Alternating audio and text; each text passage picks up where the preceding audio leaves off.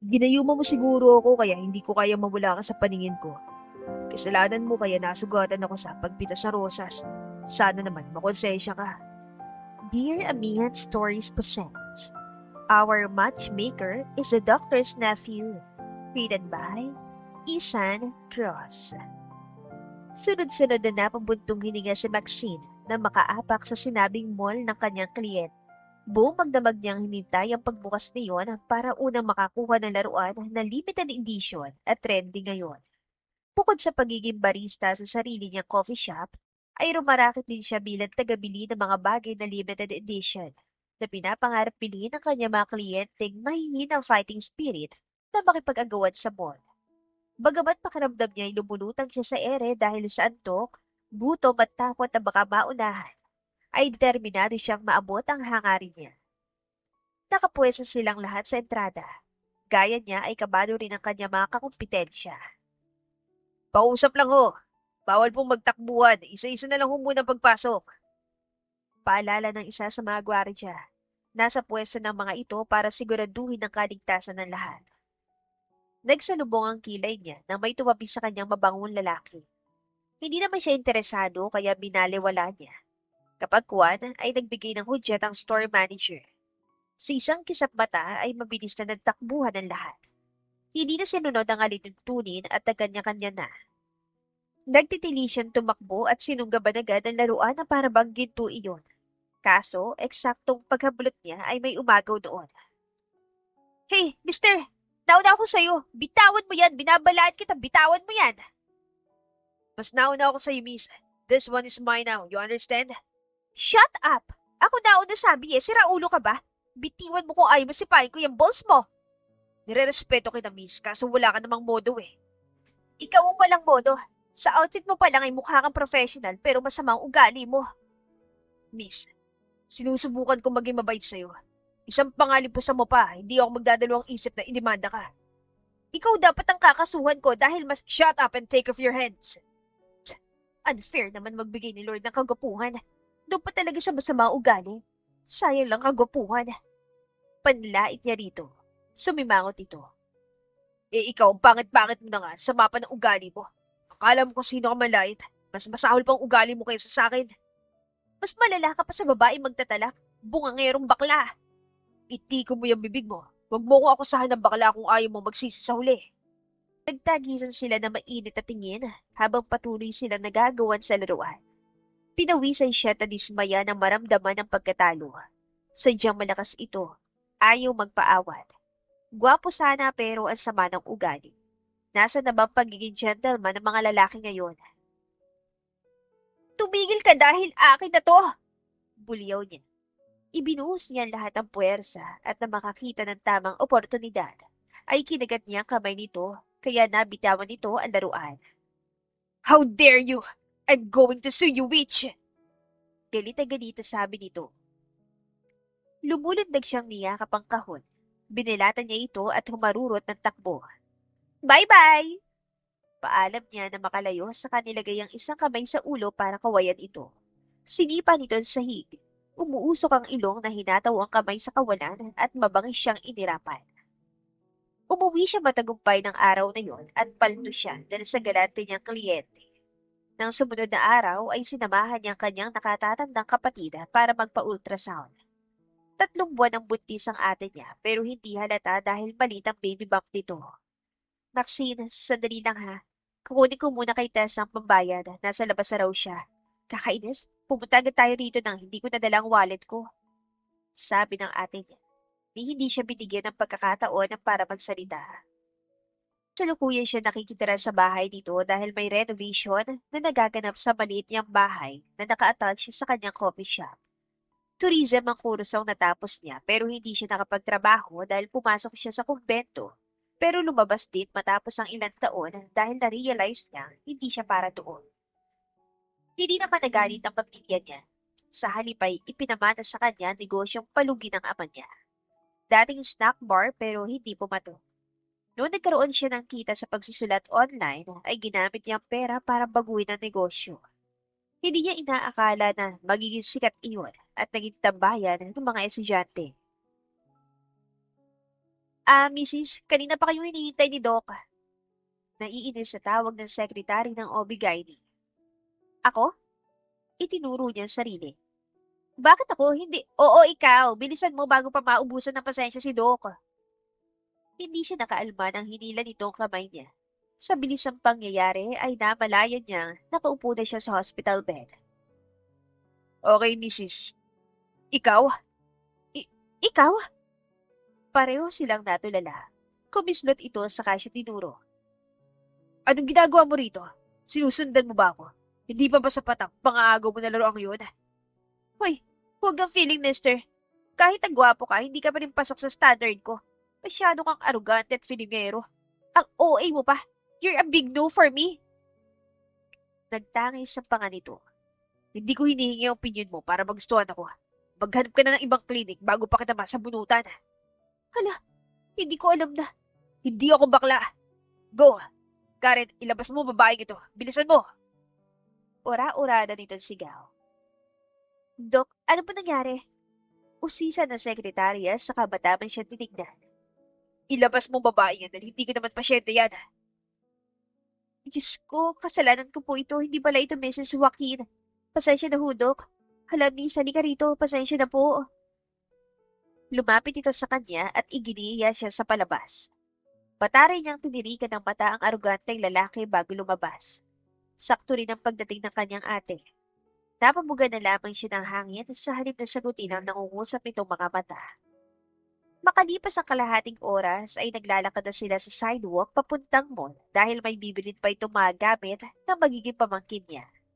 Hinihimas ang ate Marian niya tiya nito na bumaling sa kanya. Wala na naman sa mood si Dr. Rivera. Oras siguro para mag-asawa na rin siya. Habang tumatanda ay nagiging pasungit. Lahat ito. Ha? Single pa palang isang yun? Akala ko biyudo na. Sa sobrang sama ng ugali parang nilamon niya lahat ng hinanakit sa mundo. Sumama ang mukha ng ate niya at umaknong parang sisikuhin siya. Tumigil ka nga dyan. Ikaw malamang ang dahilan kaya wala siya sa mood. Ang hilig-hilig mong mag-trespass. Kaya isang kadadalihin, gumagawa ka talaga ng gulo.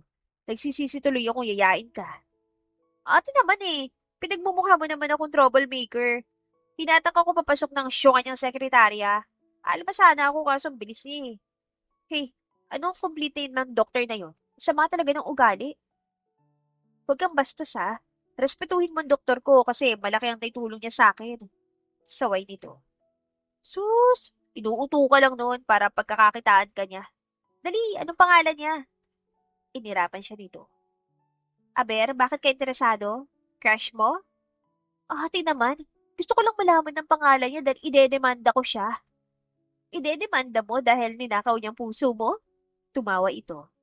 Dr. Luis Rivera. Oh, pangalan pa lang may in love ka na. Paano na lang kapag nakita mong yamin niyang katawan? Shut up, ate. Di ko siya type, no? Nagpatiuna siya maglakad.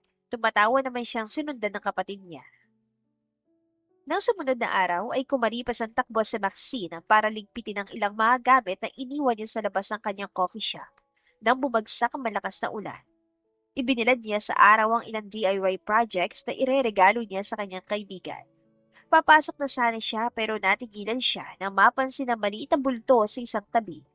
Nakaupo ito, yakap ang mga binti at nanginginig habang umiiyak. Ay, anak ng nanay mo. Anong ginawa mo rito bata ka? Nasaan ang mga magulang mo ha? Usisa niya. Bumilis ang tibok ng kanyang puso nang biglang may imagine. Baka mamaya ay biktima ito ng mga human trafficker at nakatakas lang. Sa dami ng krimen nangyayari sa bansa, hindi niya maiwasang mag-overthink. Iniangat ito ang ulo. Ale, ang totoo ulila na po ako. Natatakot lang po kasi ako na baka tamaan ako ng kidlat. Pwede po ba ako manatili muna rito kahit sandali lang? Pangako hindi po ako gagawa ng gulo. I-display nito ang bilugang mga mata na parang tuta. Iyon ang kahinaan niya. Patay na patay siya sa mga bata na parang manika. Kaya marami siyang collection na reborn baby dolls. Ay, halika. Pumasok sa loob baka magkasipon ka pa dyan. At saka huwag ka matakot na ikwento sa akin kung ano nangyari sa'yo. Iginiya niya ito paupo sa tabi ng counter. Binigyan ng cookies at hot chocolate. Nangalumbaba siya sa counter. Nakangiting pinanood ng batang lalaki habang kumakain. Mahina itong dumigay pagkatapos kumain. Inosenteng kinurap-kurap ang mga mata sa kangumiti ng matamis. Tumaba ang kanyang puso at kinilig sa nakita. Maraming salamat po, tita. Wika nito. Okay lang po ba na tawagin ko kayong tita? Natutop niya ang dibdib. Walang anuman. Oo naman, pwedeng-pwede. Teka, anong pangalan mo? Ilang taon ka na ba at sinong guardian mo? Kevin Tuwasan po. 10 years old. Kayo po. Ay, ang cute. Tawagin mo na lang akong Ate Max kasi 28 pa lang ako. Wow. Hello po, Ate Max.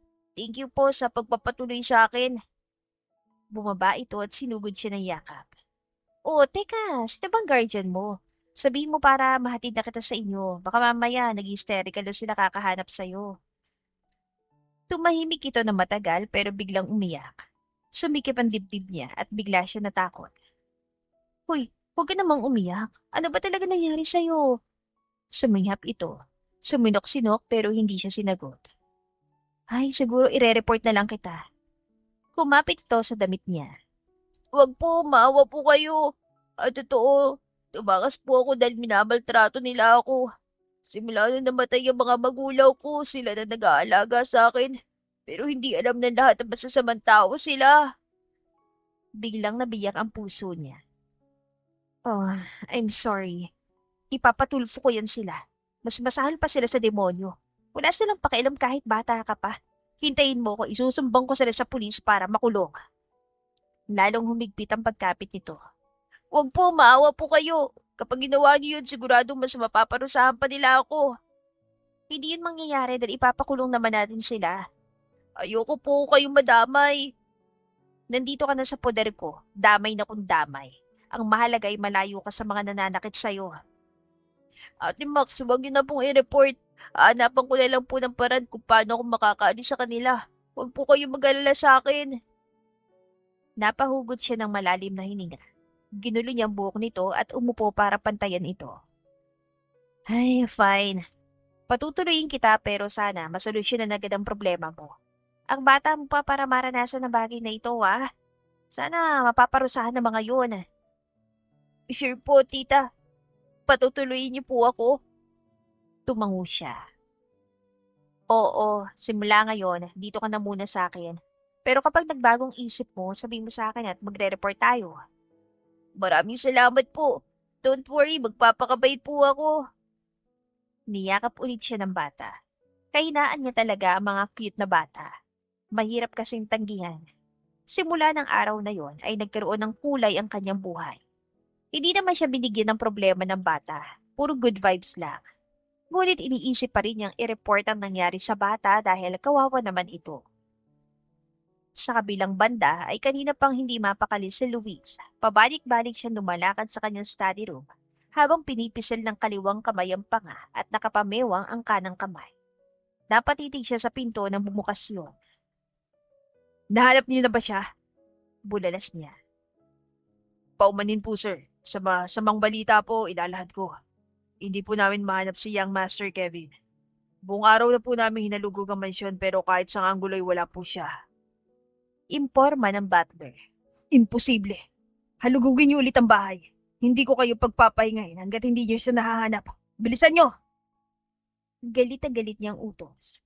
Nauubusan na siya ng pasensya. Sa huli ay nagpahilamos siya ng mukha. Pero sir, nakita po namin sa CCTV na lumabas ang bahay si Sir Kevin. Sumakay siya sa delivery van. Balita ni Denovan ang kanyang personal assistant. Talagang sinusubukan ako ng batang yan. Hindi niya alam na magiging kargo de konsensya ko siya sa mga kalokohan niya. What shall I do? Sinapos sa po niya noong. Denovan, i-report siya sa pulis saka sabihin mo sa security team na halugugin nilang buong kamay nilaan. Tutulong na rin ako sa paghanap. We should find him as soon as possible. Okay po, sir. Anito bago umalis. Blanco mukha niyang tumingin sa kanilang butler. At ikaw, umalis ka na, timplahan mo ko ng chamomile tea. I need to relax my nerves. Inayos niyang bathroom. Hindi siya makatulog matapos malaman na nawawala ang pamangkin. Pinagkatiwalaan siya ng kanyang ate na bantayan ito. Kung alam niya na pasaway ang kolokoy na iyon ay malamang hindi siya pumayag. Single pa siya at gusto niyang i-enjoy ang 30 plus years of existence sa mundo pero ngayon, mas malala pa siya sa isang ama na marami ang anak. Hindi siya makahinga maski linggo. Dalawa lamang sila magkapatid. Siya ang bunso. Matanda na rin ang mga magulang nila at nasa ibang bansa ng mga ito. Pinili niyang tumira sa Pilipinas dahil may malawak silang lupain na kailangan niyang asikasuhin. Samantala, ang ate niya naman ay isang professional photographer ng sikat na luxury brand company, kaya palaging nangingibang bansa. Lumipas ang 2 araw, muntik na siyang mawala ng pag-asa, subalit sadyang mapagbiro ang may kapal. Hindi niya inaasahan na makikita ang batang hinahanap nila na naglalakad sa sidewalk. Halatang galing ito sa mall. May kasama itong babae na maraming bitbit na eco bag na sa tansya niya ay na grocery. Samantala'y abot tengang ngiti ni Kevin habang kumakain ng ice cream. Sinuntok niya ang upuan. She's girlfriend. Kaya ba siya tumakas dahil may matandang nobya? Sira ulo ko talaga, Kevin. Mananagot ka sa akin. Ang bata mo pa para maglandi. Nang makawala sila sa traffic, ay inutusan niya ang driver na sundan ng mga ito. Laking gulat niya nang mapadpad ang mga ito sa isang coffee shop. Malamang ginagatasan siya ng babaeng yan. Ibaba mo ko rito, Denovan. May paparusahan lang akong pamangkin. Sigurado po ba kayo na pamangkin niyo po yun? Baka mamaya ibang bata pala. I trust my instinct, Deno. Hintayin mo ko dito dahil wala pa sa kalahating oras ay may uwi ko na siya. Maya-maya tumangod na siya sa harapan ng coffee shop. Inayos mo ng korbata bago pumasok. Napangat ang ulo ang babae sa counter nang kumalansing ang chimes na nasa pintuan. Welcome po sir, ano po sa atin? Bati nito pero biglang natulala. Namutla na para bang nakakita ng multo. Napabukas siya ng bibig dahil kilala niya ang babaeng ito. Ito nakaaway niya dahil sa isang laruan at napagkamalan niyang pasyente niya. Saglit silang natameme pero nabasag iyon nang sumulpot ang magaling niyang pamangkin. Ate! Tawag nito. May paate ka pa. Isa kang pido. Ano sabi mo? Ang lakas naman na lobong pagbintangan ako? Ako ang guardian ng batang to at hindi ko siya minomolestya. Anong klaseng tao ka? Doktor ka pa naman. Hindi ka lang unprofessional. Wala ka ring good manners and right conduct. Ang kapal ng mukha mong gumawa ng gulo. Putol nito sa kanya. Bumilis ang tibok ng puso niya sa walang prenong bulyaw nito. Watch your mouth, witch. Ako totoong guardian ng batang yan. Ginagatasan mo siya, no? Kung gusto mo ng pera, maghanap ka ng matanda. Hindi ang batang pamangkin ko. Sinugod niya ito. Nalito ito. Sir, what are you talking about? Why are you like that to her? Wala siyang ginagawang masama. Itikin mo yung bibig mo, Kevin. I'm your uncle, your guardian. Huwag mo kong isir-sir dyan. Kaya pala lumayas ka sa bahay dahil may kinikita kang matandang babaeng gold digger. Let's go home now. Inarangan siya ng babae. Ang dumi-dumi ng utak niyo, Dok. Nagmamaganda loob lang ako sa bata tapos ngayon, pinagkamalan niyo pa kaming may relasyon? Kaya siguro lumayas si Kevin dahil inaabuso niyo. Ano, pauwi niyo siya para natiguhin ulit? Subukan mo dahil ako mismo makakalaban mo at hindi lang iyon. Ire-report din kita sa pulis. How could I abuse my only nephew? Kaya pala atatatat ka sa laruan na yun. Binigay mo sa kanya, no? Napapadyak ito. Mukhang naubusan ng pasensya. Para yun sa kliyente ko, hindi para sa kanya. At ikaw, Doc, mister. Pwede bang tumigil na kayo sa pagbibintang sa akin? Dapat kayo makulong eh. Hindi ko sinasaktan ng pamangkin ko, okay? Naglayas yan dahil nababagot na sa mansyon. Ikaw sigurong kumumbinsi sa kanya na gawin yun. Sagutin mo ako. Lumapit ito sa kanya. Kinupkup kong pamangkin niyo sa kasagsagan ng ulan. Nangangatog sa lamig pero salamat dahil nagmaganda loob ako. Inalagaan ko siya ng ilang araw rito. Samantalang kayo, inaakusahan niyo akong pido? Ginagatasan siya o kung ano-ano pa? Ire-report sana kita sa pulisya nung gabing yun pero nakiusap siya na huwag ituloy. Imbes na magpasalamat kayo pang galit. Tama sinabi niyang minamaltrato niyo siya. Hindi totoo na minamaltrato ko siya. Sabi niya na napabaling kay Kevin. Anong kalokohan to? Yun ang sabi niya. Kevin, can you explain this? You think I'm a monster who stops you from doing what you want? What kind of behavior is that? You know the damage you've done. And now you're making it worse by ruining my reputation, spreading lies to the world that I'm a bad person. Wala sa sarili niyang wika. Napupuno na kasi siya sa galit. Kuminang lang ang mga mata nito imbes na sumagot. Naniwala na rin sa wakas ang babae. This child is a liar. Naglayas yan dahil hindi ko pinagbigyan ng gusto niya. Totoo bang tito mo siya? Naglayas ka at nagsisinungaling ka lang sa akin? Nasa mata ni Kevin ang takot pero tumango pa rin sa huli. Naku, mga bata talaga ngayon oh. Pasalamat ka dahil ako nakakita sa'yo. Paano nilang kung mga human trafficker pala? Palamang ginawa ka na nilang alipin o hindi kayo binenta ng laman loob mo? Sorry po Ate Max. Napapagod na kasi ako sa bahay ni Tito kaya lumayas ako.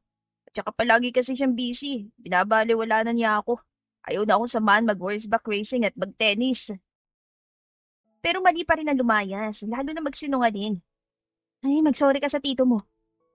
Bumaling si Kevin sa kanya pero hindi umimik kaya nagsalita ulit siya. Kung may damage man siyang ginawa, huwag kang mag-alala. Babayaran kita. Hindi ko kailangan ng pera niyo. At ikaw, Kevin, tandaan mo to ha. Masama magsinungaling lalo ng pagbintangan na masama ang tito mo. Yan tuloy. Inakusahan akong ginagatasan kita. Mag-sorry ka na sa tito mo. Bilisan mo. Medyo kalmado ng wika ng babae. Tito, sorry po. Hindi na po mauulit. Ang totoo, kaya lumayas ako dahil hindi niyo naibigay yung gusto ko laruan. Nangako kayo sa akin pero napako lang. Hindi na po mauulit. Tingin pa umanhin ito. Namilog ang mga mata ng babae. Ate Max, sorry din po kung inistorbo ko po kayo, nagsinungaling ako. Baling ng pamangkin niya sa babae. Hey, yung laruan na gusto mo, yun ba yung limited edition sa mall nung nakaraan? Wala, kung alam ko lang. Now you know how I love this spoiled brat. Let's forget this and let's go home, little pest. Hinila niya ang braso ni Kevin, kaya lang ay bigla itong nagmatigas. What now? I don't want to go home yet. Papatayin ako ng mama mo kapag umuwi siya na wala ka doon. Pinagkatiwala ka niya sa akin, Kevin. At saka hindi mo kadugo babaeng yan. Baka mamaya kung ano pang gawin yan sa'yo. Ang kapal naman ng mukha mong pagbintangan ako. Kung ako pamangkin mo, maglalayas din ako dahil dyan sa ugali mo. Angil na naman sa kanya ng babae. Mabait sa Ate Max. Sandali lang naman ako rito. Sige na. Anang pamangkin niya. Hindi pwede. Gusto ko sa bahay ka lang at kung gusto mo, pwede ka rin pumasyal dito paminsan-minsan. Pero mas gusto kong tumira muna rito sa bahay ni Ate Max. Bitawan niyo ako dito! Tanggi ng bata. No, I won't let you stay here. This isn't the right place for you. Fine, but I will come with you in 3 conditions. Kalokohan na naman yan. Come on, let's go. Malakas itong iwinaksi ang kamay at nagtago sa likod ng babae. Uuwi lang ako kapag natupad yung mga kondisyon ko. Ay, alright. Ano ba yun? Lumapit ulit ito sa kanya at parang henyong magbibigay ng leksyon. 1. You should be a barista. 2. You should help Ate Max move into her renovated house. And 3. You should help her pay all her debts within a month. Dapat kikita siya na masigit pa sa kinikita niya ngayon. Kapag nangyari lahat ng yun, sasama na ako sa inyo, Tito. Gets niyo po ba? Napasuntok siya sa hangin. Hindi siya makapaniwala sa kakaibang talento nito, ang mam-blackmail ng tao. The audacity of trying to blackmail me. This is just my way of paying back Ate Max for helping me this past few days. Nanggigil siya. Umaas ang anghel ng pamangkin pero nasa likod ng maamong ekspresyon nito ang pagiging sutil. Naikuyom niya mga palad. Sumisikip ang kanyang dibdib sa galit pero wala pa rin siya magagawa. Tila, kailan ba natin sisimulan? Ipinaskil nito ang nakakalokong ngiti. Ngayon na mismo. Napailing siya bago pumunta sa counter. Tinabihan niya ang babae na kanina pa nakatulala. Bumalik lang sa huwisyo na may pumasok na customer at sinimulan niyang misyon na offline pauwi ng sira-ulong pamangkin. Sa kabilang banda ay hindi magigising ang ulirat ni Maxine kung hindi itinulak ng kanyang kaibigan si Lily ang kanyang braso. Nagkukwentuhan sila tungkol sa love life nila nang bigla siyang nag-space out. Hindi pa rin kasi siya makapaniwala na magiging barista at katuwang sa negosyo ang arogante pero guwapong obigay ning tito ng batang pinatuloy niya. Hindi rin siya makapaniwala na anak ng milyonaryo ang inakala niyang palaboy na bata na napadpad sa kanyang coffee shop. Gumising ka, Max. Hindi ka pa nga nakakainom, bangag ka na. Paano na lang kapag naubos sa atin ang isang case? Inilapat nito ang bote sa pisngi niya. Kumislit siya at iminaksiyon. Muntik pang mahulog sa sahigang botelya. Kung alam mo lang sana kung ano pinagdadaanan ko ngayon. My God, Lara, para ako nahulog sa kumunoy. Wala na akong kawala. Hinahatak ako pababa at siguradong dead on arrival ako kapag nakaalis ako doon. Stop beating around the bush, Beshi. Sabi mo agad kung sino nagpapaligalig sa'yo. Tinungga nito ang beer. Tinukod niya ang kamay sa mesa at sinapo ang ulo. Yung batang tinulungan ko, nahanap na kasi siya ng tiyuhin niya. Nakakaloka, ayaw umuwi. May 3 kondisyon pa siya sa tito niya at uuwi lang siya kapag nagawa ng tito niya mga kondisyon na yun. Oh, interesting. Interesting yung mukha mo. Hindi mo ba alam na yung tiyuhin niya nakaaway ko sa mall nung isang araw at obigay ni pala ni ate? Siya si Dr. Luis Rivera. Oh, wait. Ito yata ang batang doktor na tanyag ngayon sa provincial hospital na pinag-aagawan ng mga babae? Aba, mali ko. Nakapingwit ka pala ng goldfish. At talagang pinagtagpo kayong tadhana. Ah. Ano ba 3 kondisyon na yan? Na-curious ako. Yumukot ito para pakinggan siya na mabuti. Hindi siya goldfish, kundi pirana. Unti-unti niya sinisirang buhay ko. Nagsalubong ang kilay niya bago ikuwento ang lahat na nangyari kanina. Gagana sana ang loob niya pero bigla siyang hinampas sa braso at tumawa ito ng malakas. Kulokoy pala yung Kevin. Balak pa yata kayong i-match. Ano siya, matchmaker? Ano, Beshi, gora na? Total, gwapo rin naman si Doc. Bagay kayo. Isa ka pa eh. Hindi ka rin matinong kausap.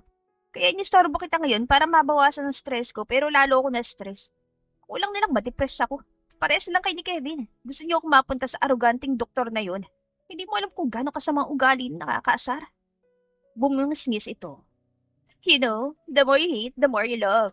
Baka gugulatin lang ako isang araw ng wedding invitation nyo na lavender color. Wala ka talagang silbing kausap. Uuwi na nga lang ako. Tumayo siya, tinungga muna ang beer at iniwan ito. Hey, nagbibiro lang ako, Max. Ang bilis mo talaga mapikon. Pahabol nito pero mas pinili pang ipagpatuloy ang pag-inom kaysa habulin siya. Nang gabing yon ay natulog na lang siya. Mas okay pa iyon kaysa makipagkuwentuhan sa kaibigan niya. Kinabukasan ay maaga siyang pumunta sa coffee shop kasama si Kevin at laking gulat niya nang makita si Luis doon. Sinugod agad dito ni Kevin para batiin. Hindi may paliwanag ang biglang pagtahip ng dibdib niya at pag-iinit ng kanyang pisngi. Ang aga naman ng doktor natin ah. Ganyan ka nakakaatat na tapusin ng trabaho. Sarkastiko niyang wika. Tapusin na lang natin to para makuha mo agad ang lahat ng gusto mo. Angil ito sabay hablot ng susi sa kamay niya at binuksan ang coffee shop. Tahimik nilang sinimulan ng araw pero umandar ang pagiging irritable ni Luis nang dumami ang customers. Nataranta ito sa paggawa ng kape at panay ang sigaw sa kanya. Sa huli ay hinatak niya ito patungong kusina. Ano ba problema mo? Ikaw, ikaw ba nagplano nito? Inuto mo bang pamangkin ko kaya naisipan niyang kalukuhang ito? Sumusobra ka na talaga babae ka? Ano ba pinagsasasabi mo? Ay, hindi ko nga alam na gaganituhin ka ng pamangkin mo. Kahit kailan talagang hilig mo mambintang. Umungal ito sa inis. Mabuti pa, aalis na lang ako. Napupuno na ako dito. Magtimpla ka lang ng kape. Tinuruan na kita kahapon, di ba? Kunti lang naman ang nasa menu at ang bestseller lang ang madalas orderin. Kapag hindi mo alam kung paano itimpla, ako naman ang gumagawa. Saan ba na bang pagiging komplikado doon? Ikinurap-kurap niya ang mga mata na parang inosenteng bata. Tinalikuran siya nito imbes na sagutin siya. Babalik ako bukas kapag nasa tamang mood na ako. Nagsasayang lang ako ng oras ngayon. Hoy, hindi pa tayo tapos. Sinabi mo kanina na hanggang hapon ka dito. Habol niya. Wala akong sinabing ganun. I still have 5 patient visits this afternoon so I can assure you that I'll be able to stay here as long as you want. Tumango siya. No probs, Doc. Kita-kits na lang bukas. Ayoko sana pero kailangan ko pamangkin ko. Alagaan mo si Kevin. Huwag mong kalimutan na may lactose intolerance siya at may allergy siya sa pusa. Siguraduhin mo lang na walang pusa sa bahay mo. Huling sandito bago tuluyang umamis. Alam ko na yan, sinabi na niya. Sigaw niya pero imposibleng marinig pa nito. Napasandali siya sa pader at napakapit sa dibdib na kanina pang mabilis ang pagtibok. Naiinis siya sa sarili dahil hindi niya mapigilan ang uminit na pisngi. Aminado siyang apektado siya sa kagapuhan nito kung hindi lang sana ito suplado. Malamang ay nahulog na siya. Hindi siya pwedeng mag-crush sa isang yon. Baliw ba siya? Magkakagusto na lang sa ganun pang ugali? No, never. Anya sa sarili. Kinagabihan, tangi siya at si Kevin ang naiwan sa shop. Umuwi ng dalawang kasama nila ng mga working student. Nagwalis muna siya bago umuwi. Ipinapatong niya mga upuan sa mesa na magsalita ang bata. Tita Max, anong gusto niyong ulam? Nakikrave kasi ako ng lechong manok. Gusto mo ba yun? Kakainin ko ano man ang gusto mo, huwag kang mag-alala. Tipid siyang umiti. Okay, lechong manok na. Umupo ito sa isang sulok, kinuha ang cellphone nito at may tinipa. Lumipas ang ilang minuto, napatalon siya ng pabalibag na bumukas ang pinto. Tinapunan niya agad ang masamang tingin ang taong pumasok. Ang lakas ng loob mong mag-request sa pamangkin ko kung ano gusto mo kainin. You're such an opportunist. Singhal nito. Kinabahan siya. Wala akong sinabi sa kanya. Tinanong niya lang ako kung gusto ko ba ng lechong manok. Pwede ba? Ayos-ayusin mo yung ugali mo mahilig manjudge na tao. Nakakabwisit ka na. Sandali ito natahimik sabay tingin na masama sa pamangkin nito. Ngumisi lang ang bata. Tumayo at sinugod ang tiyuhin para agawin ang hawak nitong supot. Lechon manok ba ito? Baka mamaya seafoods pala ito. I get what you asked for. No worries, there's no shrimp in it. Napailing na lamang siya. Ilan saglit ay nakaupo na sila sa bakanteng mesa. Masayang kumakain si Kevin. Samantala ay naiilang siya kay Luis. Kanina pa siya lunok ng lunok pero hindi niya magawang kumain. Umaasim ang tiyan niya sa mapanuring titig nito. Bakit hindi ka pa kumakain, Ate Max? Hindi mo ba gusto? Basag sa katahimikan ni Kevin. Of course, gusto ko. Hindi ko lang gusto mga titig ng tito mo. Napangiwi si Luis. Arte ni Ate Max. Mauna na nga ako. Baka mamaya may magutom pa dahil sa akin. Napailing na lamang siya habang pinagmamasdan nitong naglalakad palabas. Sabi nila, kapag nag-blush ang isang tao, may crush daw. Crush po ba si Tito Luis, Ate Max? Nagwala ang puso niya. Muntik pa siyang mabilaukan. Hindi mangyayari yun. Mariin niyang depensa. Sa ugali pa lang ng tito mo, na-turn off na ako kaya huwag kang umasa na magkakagusto ako sa kanya. Pusin na nga lang natin itong pagkain para mamaya kung ano-ano pang papasok sa isip mo. Bagay kayong tito. Sana kayo na lang ang magkatuluyan. Totoong nabilaukan siya. Mabuti't mabilis itong iniabot ang tubig sa kanya. Dali-dali siyang uminom saka sinermonan ng bata. Hindi ko type ang tito mo ha, kaya tumigil ka na. Ilang beses ko ba sasabihin sa'yo yon ha? Sumimangot si Kevin. Parang nagtatampo na inubos ang pagkain. Hindi siya umimik pero nasa puso na parang nagustuhan niyang ideya nito. Nahihirapan tuloy siyang ubusin ang hita at petsyo ng manok. Mula noon ay sinikap niyang pigilan ang sarili na mahulog sa tiyuhin nito. Kaya lang, sa bawat araw na magkasama sila, ay lalong gumagaan ang loob niya rito. Hanggang sa napagtanto niya isang araw na biktima na pala siya ng one-sided love. Itinatanggi na ng mga mata niya ang guwapong doktor. Makalipas ang isang buwan, ay natapos din ang renovation ng kanyang bahay. Hinahanda niya ngayon ang mga gamit sa muling pagbalik doon. Naglalakad siya patungo sa kanyang bahay, bitbit ang ilang librong nang biglang may humablot sa kamay niya. Sa bilis ng pangyayari, ay muntikan na siyang matumba, pero salamat sa taong sumalo sa kanya. Ipinalupot nito ang kamay sa kanyang bewang. Malabo sa simula, pero naging bato siya nang malinawan ang mukha ng lalaking sumalo sa kanya. Be careful! Bulong ni Luis sa kanya.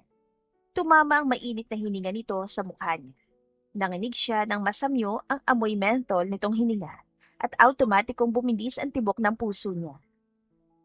Bigla-bigla ka kasing lumalapit. Para niya rito. Tumindig siya at pumiksi palayo. Pero salamat sa pagsalo sa akin. Sa halip na sumagot ay napatitig ito sa mga libro sa lupa. Nagbabasa ka pala ng dark romance? Anong pinaka-spicy dyan? Hoy, hoy, hoy! Usasero, bawal tumingin! Mangiyak-ngiyak niyang usal habang pinupulot ang mga libro. Akala ko ba, bukas ang klinik mo ngayong araw. Hindi kailangan na pumunta ka na maaga rito. Pwede mo rin kaming tulungan mamayang hapon o gabi. Ayokong sayangin ng oras ko, Ate Max. Kailangan ko nang kunin si Kevin sa lalong madaling panahon dahil iuwi na sa susunod na linggo si ate. Tapusin na lang natin ang kalokohan to. Ngayon na mismo. Inirapan niya ito dahil tinawag siyang Ate Max. Anyway, Maxine Santos for you, Doc.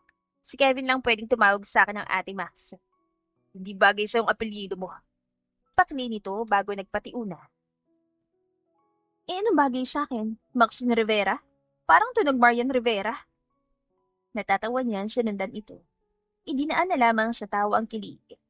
Nilingon siya dito habang masama ang tingin. Ang lakas naman ng imahinasyon mo. Balak mo pang magpamiyembro sa pamilya ko. In your dreams, Ate Max. Crap, Doc! Nagbibiro lang ako ang OA-OA mo. You're so grrr! Binilisan nito ang paghakbang sa halip na humirit. Tila may napansin siyang kakaiba rito, kaso hindi niya yun maipaliwan. Posible kayang may gusto rin ito sa kanya? Assuming ka. Assuming ka, ante. Yan ang unang sangkap sa pagiging heartbroken. Saway niya sa sarili. Kapag kuha na inumpisa na nila ang dapat gawin, sandali sila nagpahinga nang sumapit ang tanghali. Dumating ang ating niyang buntis kasama si Kevin para hatiran sila ng tanghalian. Naningkit siya nang mapuna ang kakaibang titig ng kanyang ate dahil parang kinikilig ito sa pagbabangayan nila ng doktor nito. Hindi ko talaga ina-expect na magiging magkaibigan kayo, Doc. Ano ba nakita niyo sa kapatid ko kaya napilitan kayong pagsilbihan siya? Tanong pa ng ate niya. Huminto ang doktor sa pagkain. Nandito lang naman ako dahil sa 3 kondisyon ng batang yan. Inginuso nito ang pamangkin. Hindi na ito nag-usisa dahil naikwento na niya ang ginawa ni Kevin. Lumapad ang ngisi ng ate niya. Qualified bang kapatid ko, Doc? What do you mean? Nalilitong tanong ni Luis. May pag-asa ba siya maging Miss Rivera? Nabilaukan siya. Ang masaklap ay bumarami sa mga pagkain sa lalamunan niya hanggang sa hindi siya makahinga. Nataranta ang lahat maliban kay Luis na hindi nagdalawang isip na lumapit sa likod niya. Inilagay ang mga kamay sa ilalim ng kanyang tadya. Itinulak nito na mabilis at malakas pataas at papasok ang mga kamay upang mailuwan niya ang bumara sa kanyang lalamunan. Sandaling nanginig ang katawan niya at malakas na napaupo. Lumuha ang mga mata niya at unti-unting bumalik ang kanyang paghinga. Napatukod siya sa mesa saka bumaling kay Luis na ngayon nasa harapan na niya. Salamat, Doc. Okay ka na ba? Ano na pakiramdam mo? Nag-aalala nitong tanong. Kasalanan mo to, ate. Masyado kang deluno. Sambit niya. Hala, hindi ko naman alam na mabibilaukan ka. Wala naman ako masamang intensyon. Ano ba maling magiging Mrs. Rivera ka? This is enough. Hindi ko type ang kapatid yun. Malabong magugustuhan niya rin ako. Pwede bang huwag na tayo lumagpas sa linya? Nandito lang ako para sa pamangkin ko. Hindi para makipaglandian sa kapatid niyo. Pagkasabi niyon ay hindi ito nagdalawang isip na iniwan sila. Mangiyak-ngiyak na nilapitan siya ng ate niya. Sorry. Sorry na, nagbibiro lang naman ako. Minsan kasi hindi nakakatuwa ang joke mo, ate. Anya rito. Samantala, nang sumunod na araw ay natagpuan ni Luis na nagmumukmok sina Maxine at Kevin sa counter ng coffee shop. Malungkot, na tila ba pasan-pasan ng mga ito ang mundo. Sa lubong makilay niya na nalapitan ng mga ito. Anong problema niyo? Usisa niya sabay lapag ng kahon ng Bavarian Donuts. Hindi mo ba napapansin kung ano nangyayari sa coffee shop ko ngayon? Wala na akong customers. Sana may gwapo at maskuladong lalaki na tumao dito. At least, maakit naman ang mga customers. Tila wala sa sariling wika ni Maxine, kaya kumunot ang noon niya. Pwede ba ako? Hindi man ako gwapo pero alam kong maskulado ako. Feeling nito. Masasabi kong gwapo ka pero hindi ko alam kung maskulado ka. Patingin nga. Baka panglait. Nakalam ko sino maganda. Hindi siya nagdalawang isip na tinanggal ang butones ng suot na damit. Hoy, anong ginagawa mo? Bakit naghuhubad ka? Sabi mo, patingin. Yan. Namula mukha nito pero sa pagkakataong yon, ay biglang bumilis ang tibok ng puso niya at nag-init ang pisngi niya. Unang beses siya nailang sa isang babae. Papakita ko muscles ko para maniwala ka. At magagawin ko? Aakitin ko ba ang mga customer mo na parang stripper sa club? Hindi. Hala, suotin mo yung damit mo at sira ulo ko talaga. Hindi naman yan ang gusto ko. Gusto ko lang mag-cosplay ka, yun lang. Nakasimangot niyang ibinuto ang sulit ang damit. Anong kinalaman ng pagiging baskulado doon? Fit kasi susuotin mo at dapat bakat yung biceps mo. Teka, kukunin ko lang costume mo para masimulan na natin ang promotion. Dali-dali siyang tinalukuran nito. Ngumisi naman si Kevin. Ilang sandali pa ay bumalik si Maxine na may bit-bit na eco bag. Suotin mo to, bilis! Sino bang iko-cosplay ko? Si Silas ng Love and Deep Space. Dahil malapit ang uwian, siguradong dadaan na sila. Imbes na magreklamo ay sumunod siya dito. Kapag kuwan ay pumwesto na siya sa labas, bitbit ang menu board. Gaya ng sinabi nito ay nagsimulang magkumpulan ng mga estudyante. Kinikilig na nagtitilian at panayan selfie sa kanya. Subalit sa ganong paraan ay nakakuha sila ng maraming customers. Weird man, pero ng araw na yon, na-realize niya na unti-unti na siya nagkakagusto kay Maxine. Buhat niyon ay ganado na siyang pagsilbihan ito. Madalas niya rin itong dinadala ng pasalubong at si Kevin ang ginagawa niyang palusot. Isang araw, pumasok siyang may bitbit na isang tangkay na rosas na siya mismo ang pumunta sa hardin ng kaibigan niyang doktor. Malapad ang ngiti niya ngunit agad namang napalis na makitang may kausap na lalaki si Maxine. Matamis ang ngiti nito. Malakas ang tibok ng puso niyang inisang hakbangan siya. Tumabi kay Maxine at iniabot dito ang bulaklak. Sa sobrang lapit niya ay nagbuka yung isinalaksak niya sa mukha nito. This woman is taken. Kung ano man yung binabalak mo, huwag mo nang ituloy. Anya sa lalaking kausap nito. Wala akong ginagawang masama. Magkaibigan lang kami tsaka nagkukwentuhan lang kami tungkol sa girlfriend ko. Hoy Mike, huwag ka magpaliwanag dito. Hindi ko naman to boyfriend. Alali ko lang yan dito. Hindi niya ako alalay. Boyfriend niya talaga ako. Pwede ka nang umalis. Malawak ang pintuan. Hoy Doc, sumusobra ka na ha? Malala ka pa sa kuya kong overprotective. Wala pala akong kuya. Pero wag kang assuming na boyfriend kita. Wala ginagawang masama si Mike dito, tsaka wala ka rin karapatang ipagtabuyan siya. Epal ka na naman. Watch your mouth, Ate Max. Hanggang nandito ako, walang ibang lalaking pwedeng kumausap o lumapit sa'yo. Hindi kita boyfriend para pagbawalan ako ng ganyan. Mukong to. Simula ngayon, boyfriend mo na ako. Baliw! Tinulak siya nito. Kaya pala nagdala ka ng roses para ipakita sa iba na boyfriend kita. In your dreams. Hindi mangyayari yon dahil hindi ko type ang arrogante at feeling gwapo na katulad mo. Kakainin mo sana sinabi mo.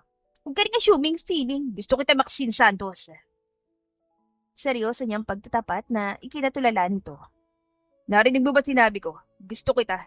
I fell in love with you from the day you made me wear that cosplay costume. Ginayuan mo siguro ako kaya hindi ko kaya mawala ka sa paningin ko. Kasalanan mo kaya nasugatan ako sa pagpitas ng rosas. Sana naman makonsensya ka. Ipinakita niya mga palad dito. Napanganga ito sa sinabi niya. Sira ulo ka! Sigaw nito bago siya tinalikuran. Tinignan niya lamang itong tumatakbo patungong banyo. Para siyang hinagis ng punyal sa dibdib. Unang beses niyang mag-confess sa isang babae at binasted agad siya. Tinawag pa siyang sira ulo. Sa kabilang banda naman ay napatutop sa dibdib si Maxine. Nanlalaki ang mga mata niya. Parang niyanig ang buong katawan niya at nahihilo siya habang pinoproseso ang ipinagtapat ni Dr. Luis Rivera. Iniangat niya ang hawak na rosas at napatitig sa salamin ng banyo. Sinampal ang pisngi pero hindi niya mapigilan ang mabilis sa pagtahip ng kanyang dibdib. Dahil gusto ko ni Luis. Sang banda? Paano niya ako nagustuhan? Ang lalaking mortal niyang kaaway ay nagkagusto sa kanya. Para siyang mababaliw. Kapag kuwan ay sinilip niya ito. Wala na ito pero nung muli siyang bumalik sa counter ay nadatnan niya ang isang maliit na kahon. Napanganga siya na makita na may silver bracelet doon. Kinagabihan, napadaan ng kanyang ate para alamin ang sitwasyon niya. Niyakap niya agad ito. Ate, tulungan mo ako. Tulungan mo akong intindihan ang nangyayari sa akin ngayon. Ano ba nangyayari sa'yo? Bakit parang iiyak ka? Sinong salarin? Inulan siya nito ng sunod-sunod na tanong nang kumalas ito sa pagkakayakap. Kasi si Doc. Sinong Doc? Yung doktor. Sinong doktor nga? Ang doktor mo! Bigla niya akong binigyan ng bulaklak at nag-confess na gusto niya raw ako. At eto, may pa-bracelet pa siya. Si Dr. Luis Rivera? May gusto sa'yo? Imposible naman yung sinasabi mo. Mataas ang standard noon. Type nun yung beauty queen, yung matatangkad at magaganda. Hindi ka qualified sa standard niya kaya imposibleng magkakagusto siya sa'yo. Masyado kang dilulu. Sinaman niya ito ng tingin. Noong nakaraan lang, gusto mo na kami ng magkatuluyan tapos ngayon, kontrapartida ka na. At saka sa sinabi mo, parang nilait-lait mo na ako. Kapatid ba talaga kita? Hindi lang ako makapaniwala na papatulan niyang sinabi ko. Hindi ko inaasahan na seryosohin niya palang biro ko. Sabi niya na in love daw siya sa akin nung pinag-cosplay ko siya. Gusto ko lang namang magkaroon ng customer eh. At saka ano nakaka-inlove doon? Sino bang mas weird sa amin ate? Ang haba ng buhok mo girl. Sagutin mo na siya dali. Baliw. Eh, hindi ko nga alam kung mahal ko rin siya eh. Wala naman sigurong mawawala kung susubukan, di ba? Ay, ang pag-ibig, hindi sinusubukan, kundi itataya mo mismo ang buhay mo. Oo eh. Anya, bago ito inirapan. Pagkatapos noon ay pinayuhan siya nito kung paano magmahal ng lalaki na para bang hindi pa siya nakaranas magka-boyfriend. Naalala niya nung high school ay naging nobyo niyang best friend niyang lalaki pero bigla itong naglaho at pumunta sa ibang bansa na hindi nagpapaalam sa kanya. Puppy love lang iyon at ibang nararamdaman niya ngayon sa doktor. Ang weird nga dahil ang inis at iritasyon niya rito nung una ay biglang umikot ng 180 degrees. Pero ano pa bang magagawa niya? Makakabalik pa ba siya sa dati gayong nahulog na siya? Sabi nga ng kanta, wala ka nang magagawa, mahal mo na. Napailing na lang siya sa mga tumatakbo sa utak niya. Lumipas sa mga araw na hindi dumadalaw si Luis. Sinabi nitong maayos na rawan lahat. Maayos na ang bahay niya, marami na siyang customers, sapat na para makapagbayad siya ng utang niya at nagawa na nitong maging barista. Ang problema ay sinakop siya ng matinding kalungkutan at pangungulila. Ngayon na nagugustuhan na niya ito ay saka naman ito mawawala. Kasalanan niya dahil binastad niya ito at tinawag niya itong siraulo. Sinasampal niya ang sarili sa sobrang pagsisisi. Hindi na mababalik ang tito mo. Pinisil niya ang kamay ni Kevin. Ewan, pero hindi ka pa niya nasusundo eh. Siguradong babalik pa siya. Pero hindi ko alam kung kailan. At saka may mga nakabantay naman po sa akin kahit wala siya. Anito na totoo naman. Palaging may nakaligid sa cafe ng mga alagad ni Luis para bantayan ang pamangkin nito. Tinupad na niya yung tatlong kondisyon mo kaya siguradong susunduin ka na niya. Sana, wag na lang. Bakit po ba kayo malungkot? Sinong umawi sa inyo? Ang tito mo, inaway niya ako. Sinabihan ko lang siya ng siraulo, hindi na nagpakita. Love mo na ba ang tito ko, Ate Max? Hindi siya nagdalawang isip na tumango. Hindi ito sumagot pero napansin niya sa kislap ng mga mata nito na parang may gagawin itong kalukuhan. Lumipas ang ilan sandali ay bigla siya niyayang pumunta sa amusement park. Saktong pagsakay nila ng Ferris wheel ay dumating si Luis. Nalilitong tumingin ito sa pamangkin. Itinulak ito papasok ni Kevin sa gondola at sinara ang pinto bago pa ito makapagreklamo. Hoy Kevin! Nagpapanik niyang sigaw. Sinungaling talagang batang ito. Umiiling na umupo sa tapat niya ang lalaki. Nagiwas sila ng tingin. Parehong naiilang. Sandaling naghari ang katahimikan, subalit napatili siya nang umandar ang Ferris wheel at umuga ang gondola. Sa sobrang takot, ay lumipat siya sa tabi ni Luis at pinulupot ang kamay sa braso nito. What do you think you're doing? Mahinang tanong nito pero nakatingin sa itaas. Sorry, hindi ko sinasadya. Para siyang kinoryenteng binitawan nito. Nabigla lang ako, huwag ka sana mag-isip na masama. Hindi ito umimik kaya naglakas loob siyang tanungin ito. Kailan mo ba susunduin si Kevin? Natupad mo na mga kondisyon niya, hindi ba? Eh bakit hindi ka na nagpapakita sa coffee shop? Nagsukatan sila ng tingin. Eh tinawag mo kasing siraulo lalaki nagtapat sa'yo ng totoo niyang nararamdaman. Don't worry, ngayon ko na kukunin ang pamangkin ko. Natuyo biglang nalamunan niya. Nagsalita ulit ito. Di naman kita pinipilit na magustuhan mo rin ako. Pero nakakasakit ang damdamin ng unang babaeng pinag-confessan ko. Ay tinawag lang ako siraulo. Matino ako nag-confess tapos I'm sorry. Okay, I'm sorry. Nabigla lang kasi ako. Eh, sino ba kasing hindi magugulat kung bigla na lang may magtatapat ng pag-ibig sa katulad ko? Galing pa sa isang doktor na parang malabong magkagusto sa akin. Parang hindi naman ako worth it. Sino ba ako para magustuhan ng katulad mo? Namungay ang mga mata nito. Pusa ko na lang naramdaman na nahulog na ako sa'yo. Maldita ka sa panlabas pero may malambot at maputik ang puso.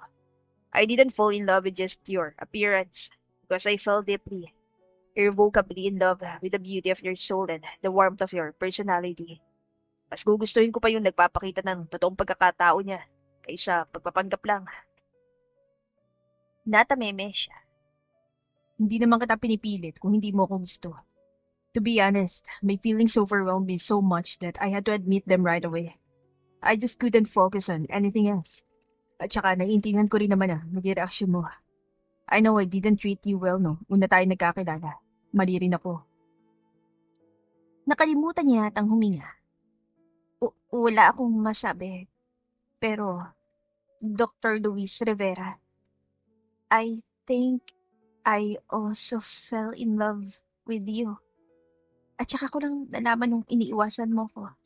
Natatakot ako na baka mawala ka habang buhay. Hindi ko kaya yun. Pasensya na kung nasaktan kita. Sa halip na sumagot ay ngumiti ito at kinabig ang kanyang ulo. Hindi ito nag-alinlangan na hadkan siya sa mga labi. Nanlaki ang mga mata niya sa gulat pero unti-unting pumikit nang lumalalim ang halik nito. Hindi siya makapaniwala na hinalikan siya ng mortal niyang kaaway. Tama ang sinabi ng ate niya. The more you hate, the more you love pala. I love you, Ate Max. I promise to cherish and take care of you forever. Maso yung bulong nito matapos kumalas. Sorry sa lahat ng nagawa ko noon. Minsan talaga judgmental ako dahil may ilang tao na sumubok na lokohin ako. Ang pamilya namin. I love you too, Tito Doc. And I promise to ano you forever. Kiniliti niya ito sa kilikili dahilan para yakapin siya na mahigpit at halikan ulit sa mga labi. Lumipas sa mga araw, 1 linggo hanggang 3 linggo. Nakauwi na si Kevin pero madalas siyang dumadalaw sa bahay ng kanyang nobyo. Umuwi na rin ang mga magulang nito at syempre ay desi princess ang trato sa kanya ng pamilya ng doktor. Suportado siya ng pamilya nito. Nabawi ang lahat ng panahon na konsumi siya kay Luis doon. Ngunit sa gitna ng kasiyahan, may darating talagang pagsubok na susukatin ang pagmamahala nila. Isang araw ay napatambay si Maxine kasama ang kanyang mga barkada sa paborito nilang nightclub. Wala sana siyang balak na sumama pero nagpupumilit ang mga ito. Nagtatampo kasi sa kanya dahil hindi niya sinabi na may boyfriend na siya. Sandali sila nagkuwentuhan, nag-inuman at nagsayawan. Hindi rin nagtagal ay tinawagan niya si Luis para magpasundo. Tatayo na sana siya nang may lumapit na lalaki sa kanila. Maxine, ikaw ba yan? Matagal na niyang hindi naririnig ang pamilyar na boses na yun. James? Nanlaki ang mga mata niya. Long time no see. Laki ng pinagbago mo ah. Ikaw din, kumusta ka na? Bumida ang mga kaibigan niya. Teka, ito ba yung first love mo? Ngayon! Tinakpan niya ang bibig ng kaibigan at ngumisi sa lalaki. Ngumiti ito pero halatang nalilito. Mabuti pa, mauna na kayo sa entrada. Kakausapin ko lang to, okay? Utos niya na ikinanguso ng 3 niyang kaibigan pero sinunod din siya. We still have an unfinished business ah. Sarkastikong wika nito. Kasalanan mo lahat ng yon dahil iniwan mo ko na walang paalam. Sorry. Huli na. Pero gusto ko pa rin humingi ng tawad. Sa pagiging ambisyoso ko, iniwan kita ng walang paalam. Sana mapatawad mo ko. Bigla niya itong sinapa. Iyan, pinapatawad na kita. Thank you kasi ginawa mo kong tanga noon at thank you kasi pinakawalan mo ko agad. O hindi, malamang hindi ko makikilala ang boyfriend ko ngayon. May boyfriend ka na pala? Anito habang nakahawak sa pisngin sinapak niya. Mayaman niyang tinaas na noo sabay pamewa. Oo, mayaman at mas gwapo sa'yo. Bakit ikaw? Wala ka pa mga asawa? Wala. Ang totoo, plano ko sanang makipagbalikan sa'yo pero may boyfriend ka na, Max. Namimiss ko ang mga sandaling kinakasama kita. May boyfriend man ako o wala. Hindi na kita babalikan, no? Ginost mo ko at mas masakit yun kaysa sa formal kang makipaghiwalay sa akin. Ayos sana kitang patawarin pero hindi ako yung tipo ng tao na nagtatanong ng galit. Umalis ka na, James. Baka kasi mamaya hindi lang sa pakang aabutin mo. Nagsisisi ako sa ginawa ko sa'yo. Hindi ako matahimik. Kaya siguro pinagtagpo tayo ngayon para mabigyan natin ng kapayapaan ng isa't isa. Akma na siyang aalis pero bigla nitong hinilang kamay niya. Max, pwede ba kitang mayakap sa huling pagkakataon? Gusto ko lang tuldukan ng pangunguli lang ito. Hindi pa siya nakapag-react ay mabilis na siyang kinabig at mahigpit na niyakap. Itinutulak niya ito palayo ngunit parang walang balak na bitiwan siya. Sa huli kinagat niya ang balikat nito pero saktong nasipat niya ang papasok na si Luis. Pareho silang nanlaki ang mga mata pero sa halip na suburin sila ay lukot ang mukha nitong tinalikuran siya. Malakas niyang itinulak si James. Malakas ang kabog ng dibdib niyang hinabol ang nobyo pero nakasakay na ito sa kotse at kanina pang umalis. Kinabukasan ay maagi siyang pumunta sa bahay nito. Hindi kasi nito sinasagot ang tawag at text niya. Ngunit tanging mayordoma lang nito ang nadatnan niya. Asensya na iha. Umalis si Sir ng alas 5 ng madaling araw pero hindi namin alam kung saan siya pumunta. Imporma nito. Wala po ba siyang bitbit na maleta o ano, yung pang-travel? Ay, may bitbit siyang bag, pero yun ang madalas niyang dinadala kapag pupunta siya sa klinik. Ah, sige, salamat po. Lakad-takbo niyang nilisan ang mansyon nito at agad na dumiretso sa klinik nito. Eksaktong pagdating niya ay ang pagpasok nito sa klinik. Luisa, babe. Pinigilan niya ang pinto. I don't want to talk to you. Leave me alone. Sigaw nito sa mukha niya habang pinag-aagawan nila ang pinto. Hindi ako aalis hanggat hindi ko na ipapaliwanag ang lahat sa'yo. Persahan niyang itinulak ang pinto o dahilan para mabitiwan nito ang hawak na supot na sa palagay niya ay almusal nito. Pareho silang habol ang hiningang binaba ang tingin sa natapon na sinangag. Wala ka nang dapat ipaliwanag pa dahil huling-huli na kitang kayakap ang first love mo. Oo, first love ko siya pero wala na kami. Matagal na. Matibay ang ebidensya kasi itong dalawang mga mata ko mismo nakakita kung paano kayo nagyakap. May pakagat ka pa sa balikat niya. Ano, nanggigigil ka sa sobrang pagkamis mo sa kanya? Galit na galit ako sa kanya at pinilit niya ako yakapin siya ng mga sandaling yon. Maniwala ka naman, utang na loob. Why don't you admit that? You're a cheater. You used me and played with my feelings. Hindi ako cheater. Nagsimulang dumaloy ang kanyang mga luha. Minsan lang ako magmahal pero ginusa tinawag pa akong cheater. Hindi ba pa katiwa-tiwala mukha akong to? Binuhos ko lahat, tinaya ko sarili ko pero ano to? Konting misunderstanding lang, tatawagin pa akong cheater. Hindi ko alam kung totoo mo talaga ako minahal eh. And now, you're playing victim here. Akala ko ba matalino ka? Nakita ko mismo. Fine. I cheated on you. Pupunta ako ng bar para makipaglandian sa ex ko. Hindi mo man lang nahalata na tinutulak ko siya. Nilayasan mo ko imbes sa ipagtanggol. Nagkamali akong mahalin ka dahil isa kang tanga. Sinayang mo lang ang oras ko. Sana hindi na lang kita nakilala. Tinulak niya ang dibdib nito. At paghiwalay na tayo, masaya ka na? Iniwan niya ito nakatulala. Mabibigat ang kanyang mga yabag habang pinupunasan ng pisngi. Subalit hindi pa siya nakakalayo, ay biglang may matigas na kamay na humablot sa palapulsuhan niya. Hinila siya ni Luis palapit dito at niyakap na mahigpit. Ay, sorry. Sorry, babe. Hindi ko sinasadyang pagsabihan ka ng ganun. Hindi ko kaya mawala ka, I swear. Kasalanan ko lahat ng ito. Pakiusap, patawarin mo ko. Hindi na mauulit. Promise. Pumalag siya pero sadyang malakas ang binata at lalo nitong hinigpitan ang pagkayakap sa kanya. Nakikita ko red flag eh. Pero bakit? Bakit ang rupok-rupok ko? Bitawan mo ako! Bitawan mo ako, Luis. I really hate you! You can hate me all you want, but don't ever leave me. I cannot live without you, babe. Sa sobrang selos ko, napag-isipan kita na masama. Kinurot niya ito sa tagiliran. Pumiksi ito palayo sa kanya at napahiyaw sa kirot. Para kang bata, nakakainis ka. Pwede ba tanggalin mo yung trust issue sa katawan lupa mo? Masisira lang ang buhay natin. Samantalang ako pinagkakatiwalaan kita. 101%. Pero kung ayaw mong maniwala sa akin, itong cellphone ko, kilatisin mo para malaman mo na ikaw lang nag-iisa lalaking gusto kong makasama habang buhay.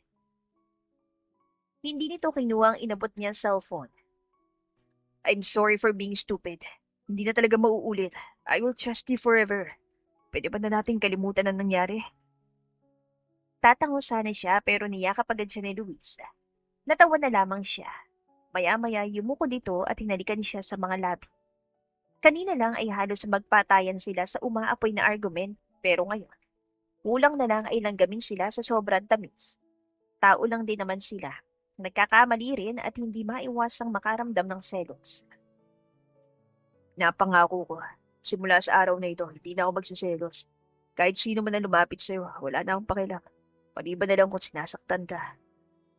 Anito nung pumasok sila sa klinik nito. Magkasabay silang kumain ng almusal at sinusubuan pa siya nito. Pangako yan ah. Baka mamaya paglabas ko rito makalimutan mo agad yan. I'll do everything for your happiness, my future wife. Sorry ulit, nagselos lang talaga ako. Basta kapag naulit, seryosong hiwalayan na agad ah. Pwede mo naman akong kausapin kasi. Alam ko, pero mabilis talaga ako magalit. Anito saka nagbuntong hininga. Kaya ko namang magpasensya, pero hindi ko sigurado kung habang buhay. Natawa si Luis. Ang swerte-swerte ko. Hindi ako tumaya sa loto pero parang nanalo na rin ako kasi pagmamayari ko na ngayon ng pinakamagandang babae sa balat ng lupa. Muntik siya masamid sa sinabi nito, pero kasabay noon ang automatikong pag-init ng kanyang pisngi. Mambobola pa. Kumain ka na nga lang dyan. Lumipas sa mga araw at naging maayos ulit ang relasyon nila. Wala nang asungot na nangiinstorbo sa kanila. Tinutuon ni Luis na hindi na magsiselos at pareho nilang inabalan sarili sa kani-kanilang trabaho. Isang gabi, sinasara niya ang coffee shop na may dumating na sasakyan. Hindi niya makita ang driver sa loob dahil nasisilaw siya sa headlights pero alam niya si Luis iyon. Sinilid niya agad ang susi at sumakay. Kanina pa ako tawag sa'yo pero hindi mo sinasagot. May nangyari ba? Tanong nito. Kinamot niya ang bato. Nahulog ko kasi sa tubig ang cellphone ko. Nakalimutan ko, hindi pala waterproof. Tatawagin sana kita sa telepono pero nakalimutan ko dahil dinagsana naman kami ng mga customer. Namisa raw nila si Silas. Kailangan kaya ulit magpa-fan service. Tsaka na yan si Silas. Gusto mo bang bilan na lang kita ng bagong cellphone? Gusto mo ba yung latest model na brand ay Mansanas? Hoy, huwag na. Yung simpleng Android na lang. Baka maubos pa ang emergency fund mo. Teka, saan tayo pupunta ngayon? Huwag mo sabihin na may date pala tayo. Hindi pa naman ako nakapag-ayos ngayon. May dala akong mga damit mo dyan. Tsaka hindi tayo sa restaurant mag-date gaya ng dati. Nakahanda ng passport at ticket. Mamayang alas 11, lilipad na tayo papuntang Hong Kong. Ha? Punta tayo sa Hong Kong ngayon. Oo, pero ano meron? Ba't tayo pupunta roon? Wala namang birthday o anniversary. Isasama natin si Kevin. Gusto ko lang siyang pasalamatan. Kung hindi dahil sa kanya, malamang hindi tayo nakita ulit. Ang totoo, yung laruan na gusto niyang nagpatagpo sa atin. Asar na asar ako sa araw na yun. Nagmumura ako sa isip ko at kung ano-anong panalait sa'yo nabubuo ko. Kinabig siya ng binata at diretsyong tinitigan sa mga mata. Binili ko pala ang laruang yon sa dati mong kliyente. Nalaman kong asawa pala siya ng dati kong pasyente. Ang hilig niyang mangolekta ng ganoon at halos kalahati ng bahay niya ay puro laruan. Saktong dumalaw ako na makita ang pinagawain natin laruan. Binili ko sa kanya ng 200,000 para ibigay niya. Seriously? Lumingon ka, nandun sa likod. Tiyak na matutuwa si Kevin kapag nakita yan. Grabe, siraulo ka talaga. Sinayang mo pera mo para sa laruang yan. Siraulo na ako siraulo. Para naman sa pamangkin ko. At saka pag nakita nating dalawa yan, maalala natin lagi kung paano tayo una nagkita. Saan tayo nagsimula? Mas mahalaga yun kaysa sa pera. Mas mahalaga ka. Ang pera, kikitain naman yan. Pero yung happiness ni Kevin at yung memories natin, walang presyo yun. Sa sobrang tuwa ay kinurot niya magkabilang pisngi nito. Bawat araw na magkasama tayo, ulit-ulit mo akong pini-inlove sa'yo. Kaya ang hirap mong pakawalan eh. Thank you for loving me. I am very lucky to have you. Mahigpit niya niyakap ang binata at siniil ng halik sa mga labi. Makalipas ng ilang oras ay nakarating na sila sa Hong Kong kasama si Kevin at ang ina nito. Nagpahinga muna sila at kinabukasan ay sinumulan nilang pamamasyal. Agad silang dumiretso sa Disneyland dahil iyon ang gustong puntahan ni Kevin. Matapos sila mag-ikot, ay kumuha muna sila ng litrato sa harap ng kastilyo. Yung inaakala ni Maxine na ordinaryong pangyayari lang, ay matagal na palang pinagandaan ni Luis. Natuod siya nang bigla itong lumuhod sa harapan niya. Walang pakialam kung pagtinginan man sila ng lahat ng tao. Maxine, hindi na ako magpapaligoy-ligoy pa. Total, gusto kong mapasakin ka. Yes! Yes! Yes! Hiyaw niya sabay lundag kahit na wala pa nga itong nailalabas sa singsing. Oh, bakit ka napatigil? Sabi ko oo, pakakasalan kita, iyong-iyo na ako. Itinali muna nito ang sintas ito dahilan para mamula mukha niya. Akala ko, dismayado siyang umatras. Babe, pinigilan nito ang kamay niya. Ang advance mo kasi mag-isip. Wala tuloy ang thrill pero totoo na magpo-propose ako. Natatawang sabi nito sa kanilabas ang maliit na kulay itim na kahon at dali-daling binuksan. Maxine Santos, will you take my last name and be mine forever? Sinabi ko na. Yes! Yes! Inagaw niya singsing at kusa iyong sinuot. Oy, ako dapat na magsusuot yan sa'yo. Give it back! Give it back sabi, Maxine! Ang bagal mo kasi parang hindi mo ako kilala. Maiksing pasensya. Akin na yung singsing kung ayaw mong bawiin ko proposal ko. Sige, subukan mo kung gusto mong umiyak ka. Nagtawanan na mag-ina sa pag-agawa nila ng singsing. Sa huli si Luisa nagsilida ng singsing sa daliri niya. Hinadlak niya ito imbes na halikan. Nainis ang kanyang nobyo kaya binuhat siya na parang sakot dinala siya sa medyo hindi mataong lugar. Magsasalita sana si Luis pero malakas siyang umiyak. Totoo ba to? Parang mababaliw. Thank you for choosing me, Luis. Niyakap siya nito at hinagka ng kanyang noo. And thank you also for choosing me. I promise to take care of you forever. I love you, babe. I love you more. Matapos noon ay nilunod na nila ang isa't isa sa isang hal. Mahirap man paniwalaan pero nagulat na lamang sila isang araw na humantong sila sa simbahan. Ang dating mortal na magkaaway dahil sa laruan ay magiging mag-asawa na habang buhay. Hindi lang yun. Malaki ang pasasalamat niya sa tadhana dahil napadpad si Kevin sa kanyang coffee shop. Dahil kung hindi nangyari yun, malamang ay hindi niya natagpuan ang tunay na pag-ibig. Sometimes, love hides behind conflict, waiting for us to see that even enemies can become soulmates. Thank you to their matchmaker. The end. Kung nagustuhan ninyo ang aming istorya, ay huwag kalimutan na mag-like at subscribe. Mag-iingat po tayong lahat. To God be the highest glory. Hanggang sa muli. Paalam!